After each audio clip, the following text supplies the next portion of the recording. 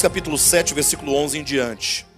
Se, portanto, a perfeição houvera sido mediante o sacerdócio levítico, pois nele baseado o povo recebeu a lei, que necessidade haveria ainda de que se levantasse outro sacerdote segundo a ordem de Melquisedeque, e que não fosse contado segundo a ordem de Arão?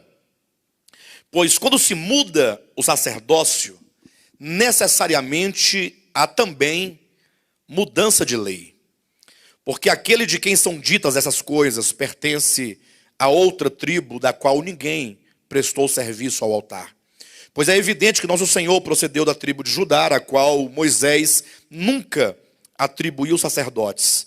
E isto é ainda muito mais evidente quando, à semelhança de Melquisedeque, se levanta outro sacerdote, constituído não conforme a lei de mandamento carnal, mas segundo o poder de vida indissolúvel. Porquanto se testifica, tu és sacerdote para sempre, segundo a ordem de Melquisedeque. Portanto, por um lado, se revoga a anterior ordenança, por causa de sua fraqueza e inutilidade, pois a lei nunca aperfeiçoou coisa alguma, e por outro lado, se introduz esperança superior, pela qual nos achegamos a Deus. Amém? Até aí tá bom a leitura. Quero apenas lembrar os irmãos de alguns pontos importantes do estudo de Hebreus. Um dos aspectos mais importantes de toda a epístola é o fato de que o próprio nome Hebreus, que dá nome a essa epístola, significa cruzadores de rios. Isso é extremamente importante recordar, está sempre trazendo de volta no estudo dessa epístola, porque isso aponta diretamente para a natureza do livro, ou sobretudo para os objetivos, o porquê essa carta foi escrita.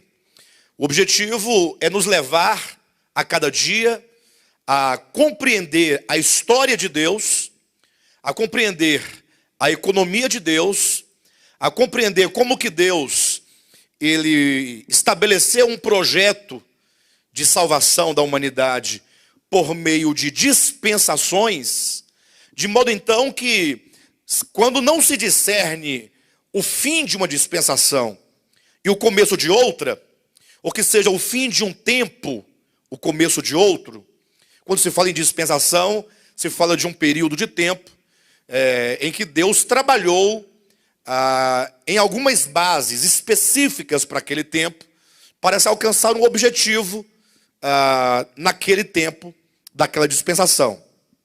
Ocorre que, acabando uma dispensação, muda-se para uma outra dispensação.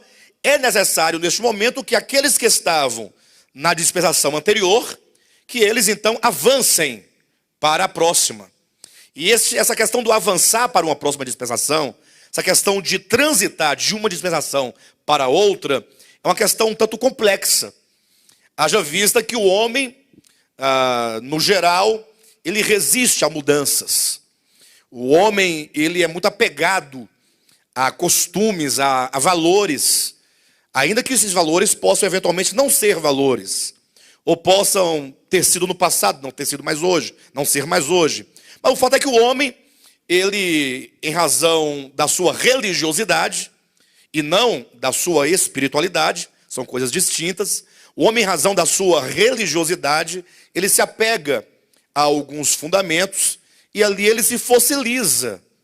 Há um ditado, inclusive, que expressa muito bem essa ideia.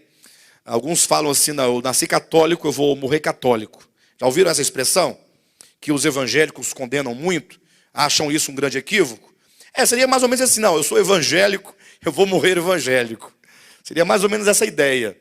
Por considerar, essa pessoa, por considerar que ela já chegou no nível de entendimento, no nível de experiência da verdade, que seja final.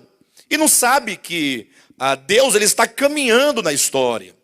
Então, a necessidade de transitar de um nível para outro nível, seja um nível de compreensão para um nível superior de compreensão, um nível de experiência a um nível superior de experiência, um nível de conhecimento a um nível superior de conhecimento.